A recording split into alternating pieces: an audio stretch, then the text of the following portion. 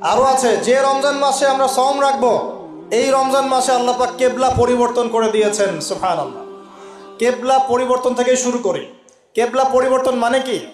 ইহুদিরা মদিনায় বসেছিল, বসে বসে অপেক্ষা করছিল কবে মুহাম্মদ সাল্লাল্লাহু আলাইহি সাল্লাম আসবে, তাকে নবী হিসেবে স্বীকার করব। যেই দেখলো যে মুহাম্মদ সাল্লাল্লাহু আলাইহি ওয়াসাল্লাম তো বনু ইসরাইল থেকে আসে নাই, আসছে কোত্থেকে? বনু ইসমাইল থেকে, মানে ইসমাইল আলাইহিস সালামের বংশ থেকে।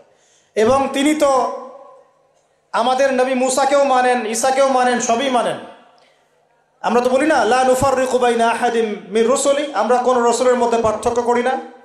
তারা চিনলো, ইয়ারিফুনাহু কামা ইয়ারিফুনা আবনাহুম, তারা যেমন করে তাদের সন্তানদেরকে চিনে, ঠিক তেমনি তারা এটা জানে যে মুহাম্মদ শেষ নবী সাল্লাল্লাহু আলাইহি ওয়াসাল্লাম।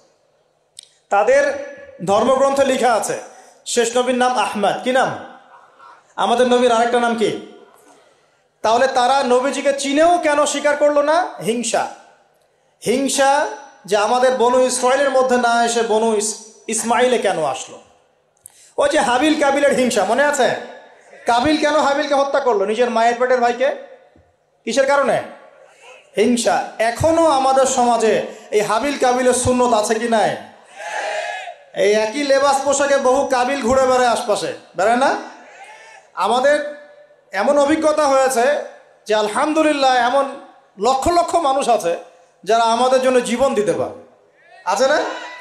আবার এমনও বহু মানুষ আছে আমরা মরলে মিলাদ পড়াবে, মরলে কি করবে? মিলাদ পড়াবে। তো কাবিল এখনো বহু আছে সমাজে। তবে দিন শেষে কে জয়ী হয়েছে, হাবিল না কাবিল? কাবিলের পরিণতি কি হবে আল্লাহ পাক তার রাসূলের মাধ্যমে জানিয়েছেন। নবীজি বলছেন, এই পৃথিবীতে যত মানুষ খুন হবে, সমস্ত খুনের পাপের একটা অংশ কাবিলের আমল নামায় যোগ করা হবে। বলি নাউজুবিল্লাহ।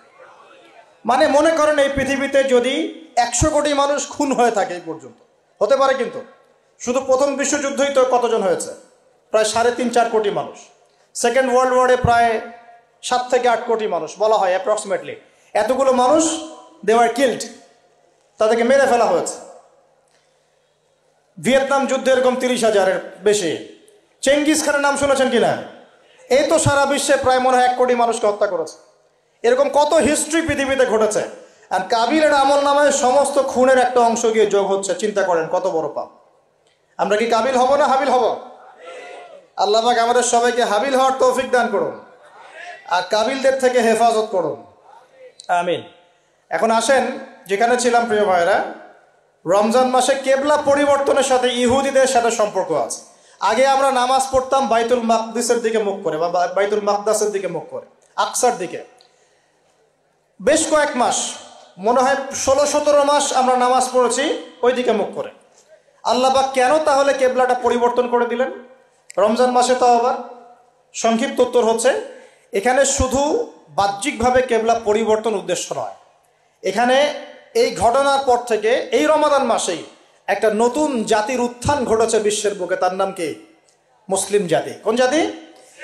আমরা তাদের নবীকে স্বীকার করেছি, তাদের কেবলাকে মেনে নিয়েছি, নামাজ পড়েছি, কিন্তু ওরা আমাদেরকে সহ্য করে নাই, ওরা আমাদের নবীকে স্বীকার করে নাই, হিংসা করেছে, ষড়যন্ত্র করেছে। এক পর্যায়ে আল্লাহ রাব্বুল আলামিন এই জাতি থেকে আমাদের বিচ্ছিন্নতা ঘোষণা করলেন, কেবলা পরিবর্তন করে দিলেন, যাও তোমাদের কেবলা এখন এইদিকে। তার মানে এটা হচ্ছে একটা নতুন জাতির উত্থান। তাহলে আমরা কি এই রমজান মাসে একটা নতুন জাতির উত্থান দেখতে পারবো ইনশাআল্লাহ? আমার কথা কি কঠিন মনে হচ্ছে? নতুন জাতির উত্থান মানে কি? প্রত্যেকে ভিতর থেকে আমরা তাসকিয়া অর্জন করবো ইনশাআল্লাহ। কোরআন সুন্নাহ মানার প্রত্যয় ব্যক্ত করব। রমজানের শিক্ষাগুলো সারা বছর ধরে রাখবো। একটা নতুন ইয়াং জেনারেশন এই বাংলার বুকে মাথা তুলে দাঁড়াবে ইনশাআল্লাহ। রাজি আছেন তো ইনশাআল্লাহ?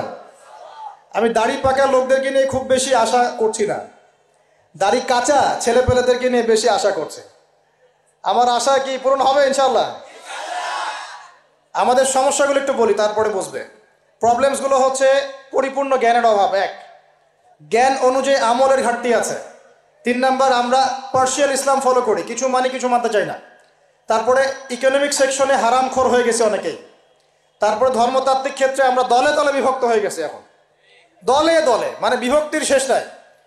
মনে করেন একজন বলবে আমি কোনো বিভক্তিতে নাই, আমি চূড়ান্ত সঠিক, পরে দেখবেন ওর মধ্যেও 4টা দল। তো আমরা বিচ্ছিন্ন হয়ে গেছি আর কি। একজনের সাথে আরেকজনের ভালো সম্পর্ক নাই এবং যোগ্য একটা ইউনাইটেড নেতৃত্বের ঘাটতি আছে। এই প্রবলেমসগুলো যখন আমাদের ওভারকাম করবেন আপনারা করবেন, আমরা তো খালি ধরিয়ে দিতে পারবো, আপনারাই করবেন। হ্যাঁ, তোমরাই করবা ইনশাআল্লাহ, আল্লাহ পাক কবুল করে নেবে। যখন করতে পারবা ইনশাআল্লাহ দেখবা যে আল্লাহ রাব্বুল আলামিনের জমিনে দিন ইনশাআল্লাহ শুধু প্রচার হবে না, প্রতিষ্ঠাও হয়ে যাবে ইনশাআল্লাহ। দিন প্রতিষ্ঠা হোক আপনারা চান না? কোন মুনাফিক চায় না দিন প্রতিষ্ঠা হোক? দেখি কোন মুনাফিক আছে আল্লাহর জমিনে যে চায় না যে আল্লাহর দিন প্রতিষ্ঠা হোক? প্রতিষ্ঠার প্রচার কি এক জিনিস? আমি আপনাকে এখন দাওয়াত দিয়ে গেলাম নামাজের, কিসের? কিন্তু আপনি যদি নামাজ না পড়েন আমি কিচ্ছু করতে পারবো না। পারবো? আমি আপনাকে যাকাত দেওয়ার আহ্বান জানিয়ে গেলাম, আপনি যাকাত দিচ্ছেন না, আমি কিছুই করতে পারবো না। আমি বলে গেলাম ভাই জেনা করেন না, আপনি তারপরেও আল্লাহ না করে করলেন, আমি কিছুই করতে পারবো না। কেউ পরকিয়া করেছে, আমি নিষেধ করে গেলাম পরকিয়া করেন না, আপনি দাওয়াত দিয়ে গেলাম, আপনি শুনলেন কি শুনলেন না, আমি কিন্তু কিছু করতে পারলাম। কিন্তু যদি উমর রাদিয়াল্লাহু আনহু থাকতেন এখন, যদি আপনি নামাজ না পড়তেন আপনাকে পিটিয়ে নামাজ পড়াতে হতো। যদি আপনি জেনা করতেন আপনাকে জনসম্মুখে 100 বেত্রাঘাত করা হতো। যদি ব্যভিচার করতো কি করতো তাহলে? বলেন, আছে না নাই? এগুলা ইসলামে কি এগুলো আছে না নাই? আচ্ছা, এগুলো তো মানুষকে বোঝাতে হয় যে এগুলোও ইসলামে আছে ভাই, এগুলো আছে। আমরা খালি এখন মানে ইখতিলাফি মাসআলাগুলোকে নিয়ে মাশাআল্লাহ খুব ব্যস্ত। এই যে মেজর জিনিস তো পড়ে আছে, এগুলো কোথায়? আল্লাহ পাক একটা হুদুদ প্রতিষ্ঠা হওয়া কত বছর জানি, 40 বছর মনে হয়, বৃষ্টিপাতের চেয়ে বেশি ফজিলতপূর্ণ আর কি। 40 দিন না 40 বছর আমি ভুলে গেছি, আল্লাহ মাফ করুন। 40 দিন বা 40 মাস এরকম বৃষ্টি হবে, জমিন উর্বর হবে, এর চাইতে বেশি মানে ফজিলতপূর্ণ যে আল্লাহ পাকের একটা বিধান কায়েম হয়েছে। কথা বুঝতে পারছেন? উলামায়ে কেরাম জানেন, আমি সব টাচ করে গেলাম, তারা আপনাদেরকে বলবেন ইনশাআল্লাহ। আমি দায়ী মানুষ, আমি আলেম নই। আপনারা আলেমের যে সংজ্ঞা কঠিন করে দিয়েছেন ওই সংজ্ঞাতে আমরা আলেম হিসেবে পড়ছি না, আমরা শুধু পয়েন্টসগুলো ফাইন্ড আউট করে আপনাদেরকে দাওয়াত দিতে পারি, এতটুকু।